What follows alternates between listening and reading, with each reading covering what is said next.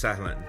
You are joining us at the end of day 2 of the Local Climate Action Summit here at COP28 in Dubai, UAE. It is a toasty near 30 degrees Celsius on December 2nd, 2023, as the programming at this annual climate conference is underway. My name is Jude Crasta, and I lead the Cities and Climate Initiative at the Morris J. Wasp Center for Dialogue at Simon Fraser University in Vancouver. I am your host for our series of virtual briefings throughout COP28. If you're new, our initiative has been doing briefings from COP since the Glasgow Summit in 2021. While we usually do these live, the UAE has a 12-hour time difference with Vancouver, 9 hours with Ottawa. So, we thought we'd bring you a recorded report series that you can view at your convenience. We would like to thank you for taking the time to watch this, wherever you are. Throughout these briefings, we will be doing a quick recap of the events that have taken place throughout the thematic days at COP. We will also feature one or more speakers who will be able to quickly share their thoughts on multi-level climate action at this Dubai conference.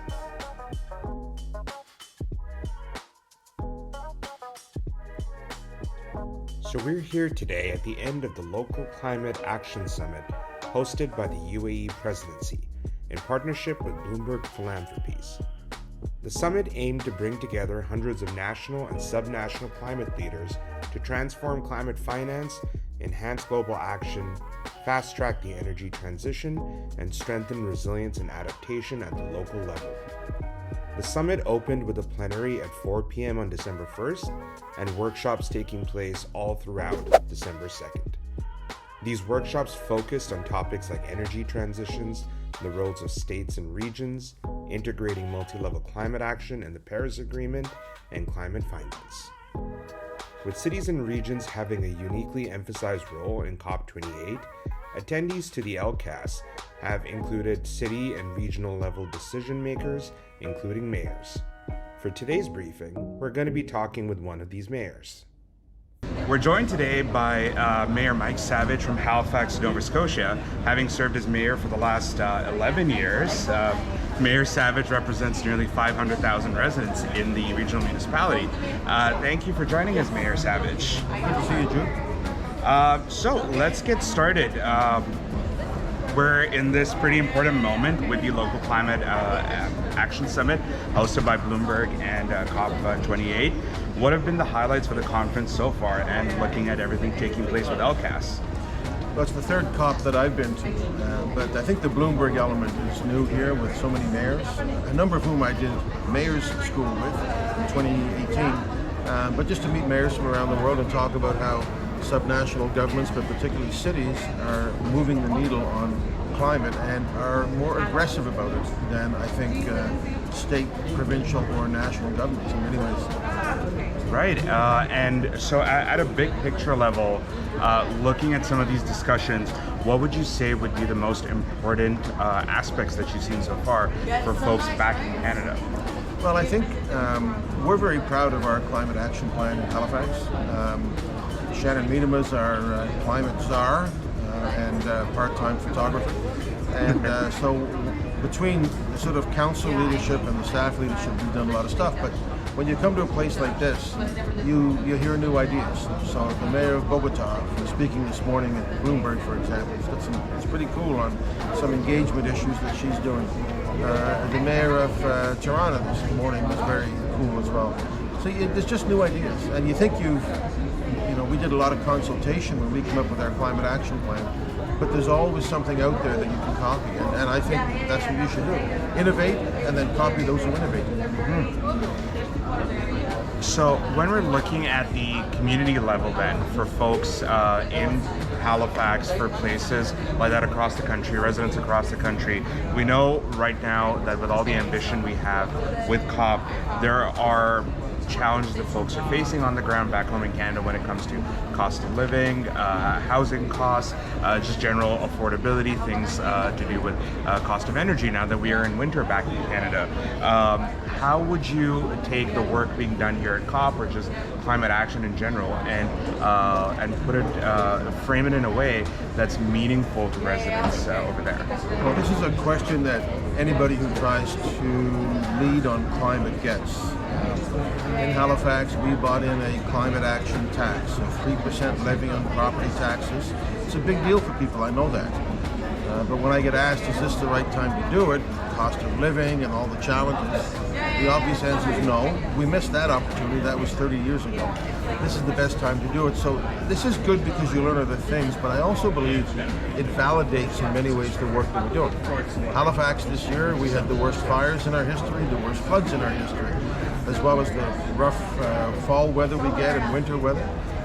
And these are not going to go away. The only way we can actually deal with the impacts of climate is honestly and recognize there are some costs to it right now. There's a lot of benefits to it, financial benefits from getting into the green economy, but also saving the planet and saving the world that we share. Mm-hmm. So when we're looking at some of the different challenges you're mentioning around adaptation and resilience and even the mitigation actions, what do you see as the key pickup areas that we need to be immediately working on, depending on which part of the country you're in, once we go back from COP, looking at the start of 2024? Well, it's interesting. Last year at COP, we were meeting with Minister Guilbeault and we were looking for the Disaster Mitigation and Adaptation Fund. It hadn't been announced. It wasn't. I think one of the things we really need to do is put more money behind that. We made that directly to Minister Guilbeault, who's very present here at COP again, to the federal government. We need provinces to act as well, to recognize they have to be a stakeholder in this. And you have to understand it's not easy to lead on climate. It's not easy to make investments. But nothing's free, and it's only going to get more expensive. If we don't deal with the impacts now, it's going to get worse, not better, and it's going to happen quick. Right. Those are important points, working on things right now in order to essentially prevent things from getting worse. So we don't want to keep you too long. We're super grateful for you taking the time to speak with us out of your schedule. For folks watching back home, we know this is the first of our briefings, and folks, bear with us if things are a little loud. We know it's a pretty crazy space out here, but for all of those watching back home, with that time difference, what's the one or two messages that folks need to hear loud and clear just from the start of COP? That we can lead in our own way. That I hear a lot from people, what can little old Halifax do, or little old Canada for that matter, in the world where the challenges are so significant. So I think number one, we all have to do our part in the place that we live, recognizing that we can have an impact. And if you don't think that climate is having an impact, the changing climate, then I'm not arguing with you anymore. I'm done that, right? Open the window, stick your head out when we have fires or floods. I'm not arguing that. But you have to understand that we all have a collective responsibility to each other. Is there stuff we can do? Yeah. Are there limitations? Yes. But we just heard from the mayor of Lusaka, who is 3 million people with very little resource to fight the climate impacts that her citizens are facing. If she can do it with what she has, we can do it with what we have, but we need everybody to come to the table. We need the feds, the province, we need all the NGOs, we need the municipalities, and we need citizens. We need a lot of young citizens who are going to be living in this world for a lot of years to come, we hope. So let's get at it.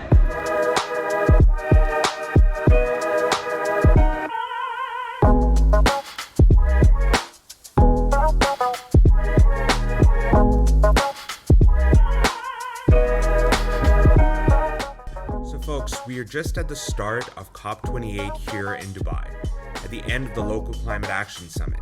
Tomorrow, December 3rd, the programming here will be focused on health, relief, recovery, and peace. December 4th, after that, will focus on finance, trade, gender, and accountability.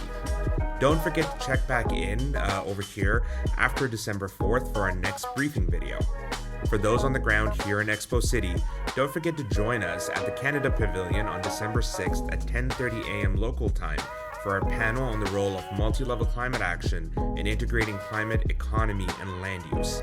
This event is hosted in partnership with the Federation of Canadian Municipalities, Can Zero at the Mars Discovery District, Sacred Earth Solar, and Renovate the Public Hearings Initiative at Simon Fraser University Center for Dialogue. You can follow updates on COP28 and other information using the website and the link. It's citiesandclimate.ca/COP28-information. Wherever you are across the globe, we thank you for joining us, and we hope to see you at the next one.